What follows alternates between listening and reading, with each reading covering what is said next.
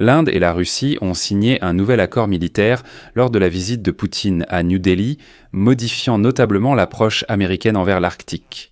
En particulier, l'Inde et la Fédération de Russie renforcent leur coopération dans le cercle arctique, où le dictateur russe Vladimir Poutine accumule des troupes, des armes nucléaires et des sous-marins d'attaque. Le nouvel accord militaire donnera à l'Inde l'accès aux ports navals russes dans le corridor stratégique de l'Arctique reliant l'Europe et l'Asie. La Russie aidera également à former les marins indiens à opérer dans les eaux polaires, c'est pourquoi l'Inde loue un sous-marin à la Russie. Poutine promet aussi à l'Inde de plus fortes réductions sur le pétrole russe, car les achats ont fortement baissé. La Russie s'engage aussi à accueillir un nombre illimité de travailleurs migrants indiens, c'est-à-dire des millions de personnes. J'expliquerai plus tard pourquoi. Et en échange, Narendra Modi a permis au Kremlin de diffuser la propagande russe en Inde en anglais. Et toute cette coopération paraît tellement étrange pour le reste du monde que la monnaie indienne s'est effondrée à un niveau historiquement bas lors de la visite de Vladimir Poutine. Je m'appelle Alexei Petchy, discutons ensemble de ce sujet, mais avant de commencer, je vous demande de vous abonner à cette chaîne, de mettre un like, d'écrire n'importe quel commentaire sous cette vidéo. Abonnez-vous aussi à ma chaîne Telegram Petchy, le lien se trouve dans la description de cette vidéo. Là-bas, nous publions des informations d'actualité dès qu'elles arrivent. Si vous souhaitez soutenir le travail de cette chaîne YouTube, vous pouvez le faire en faisant un don ou en souscrivant à un abonnement, payant via les liens et les coordonnées dans la description de cette vidéo. Je vous serai reconnaissant pour tout soutien. Ainsi, pendant les 2 jours précédents, Vladimir Poutine était en Inde, où il a tenté de convaincre Narendra Modi de devenir son ami, et quelque chose est effectivement ressorti de cette amitié, bien que cela ait eu des conséquences coûteuses pour l'Inde. De quoi s'agit-il ?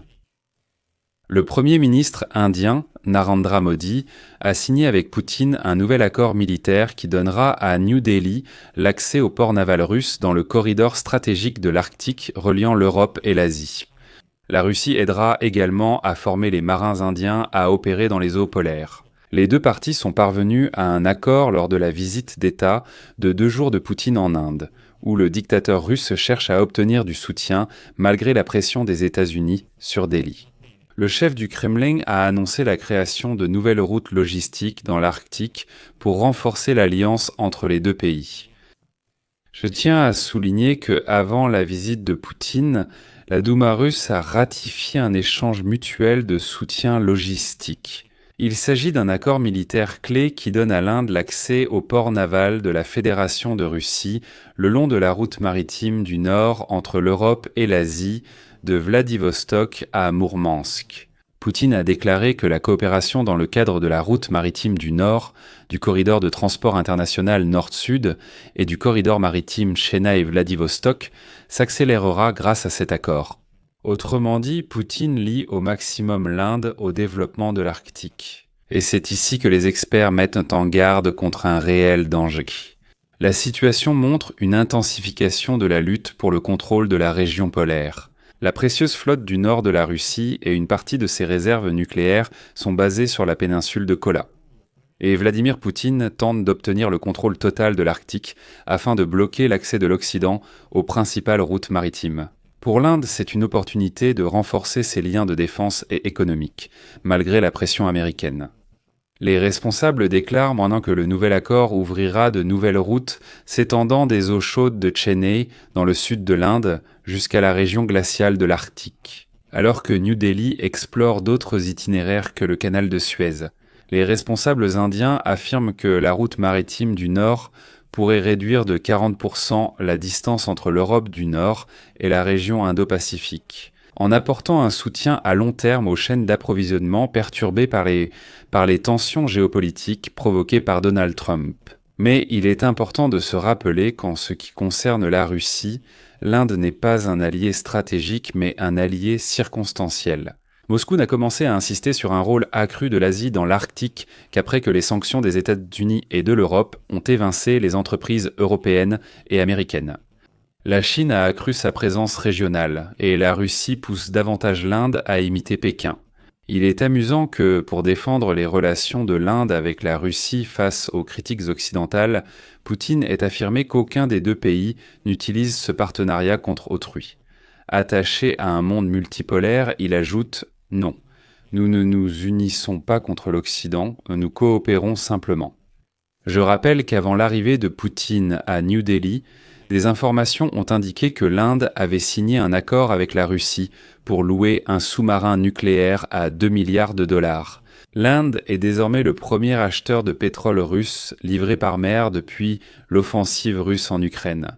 Bien que les raffineries indiennes aient suspendu de nouvelles commandes le mois dernier après les nouvelles sanctions américaines contre les principales compagnies énergétiques russes. Cependant, Vladimir Poutine a déclaré que Moscou continuerait à fournir du carburant à l'Inde sans interruption, malgré les sanctions. Et je vais m'arrêter ici.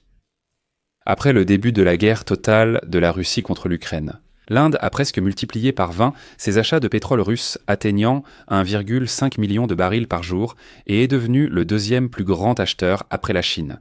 Le pétrole russe de type Urals, acheté par les raffineries indiennes, se vend actuellement avec une remise d'environ 20 $ par baril, les décotes sur l'Urals ayant presque doublé. Après les sanctions de l'administration Trump contre Lukoil et Rosneft, des fournisseurs clés sur le marché indien, les sanctions de Trump ont mis en danger environ la moitié des exportations de pétrole russe vers l'Inde. Cela représente environ 800 000 barils par jour. Les principales raffineries du pays ont stoppé leurs achats et, selon les experts, les livraisons de pétrole vers l'Inde vont fortement baisser bientôt.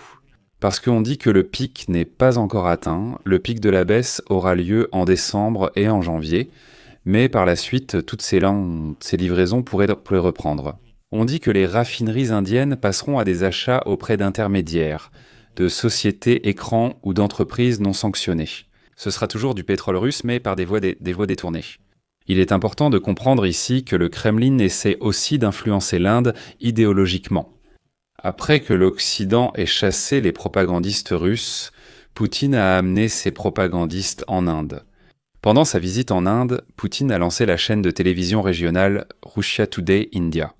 Je rappelle qu'après l'invasion de l'Ukraine par la Russie en 2022, les propagandistes de Russia Today ont été expulsés d'Amérique et d'Europe. L'Union européenne a clairement déclaré que la Russie propage sa propagande à travers cette chaîne. Cette décharge va désormais fonctionner en Inde. En réponse, la Russie a promis d'accueillir l'analphabétisme et quelques travailleurs migrants indiens, pour remplacer les Ivan russes qui sont tout simplement morts à la guerre contre l'Ukraine. Le vice-premier ministre de la Fédération de Russie, Denis Mantourov, a déclaré aujourd'hui, je cite, « La Russie pourra accueillir un nombre illimité de migrants indiens afin de combler la grave pénurie de main-d'œuvre dans le pays. » Rien que pour les secteurs de l'industrie manufacturière, il faut au moins 800 000 personnes de plus en plus du nombre actuel. Le déficit de personnel dans le secteur du commerce en Russie atteint 1,5 million de personnes, et cette niche pourrait être occupée par des Indiens. Cela concerne également le secteur des services et la construction. Je pense que nous avons un terrain de coopération.